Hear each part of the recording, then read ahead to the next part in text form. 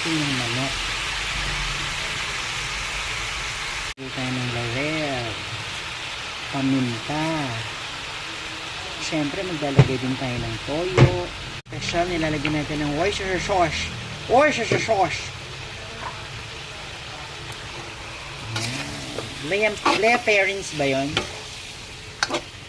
Ayan, sarap niyan. Chicken adobo.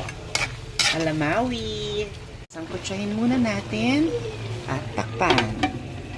Ayan, hahalu-haluin din natin. Ang bango. Kung aamoy nyo lang. Napakasarap ng amoy. Sarap. Ayan, haluin natin. Then, ilalagay natin yung paa.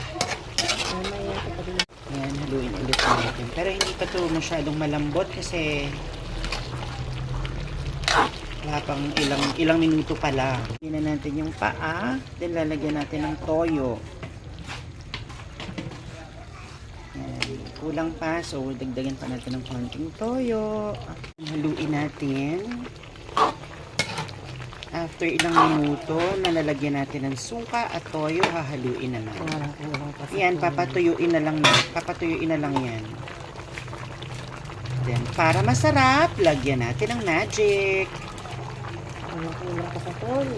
Yan, lagyan din natin ng konting leching. At lalagyan pa natin ng konting toyo. Konting toyo pa. Kasi maputla siya, so dinagdagan natin ng konting toyo. And then after a few minutes, luto na ang ating masarap na chicken adobo alamawi.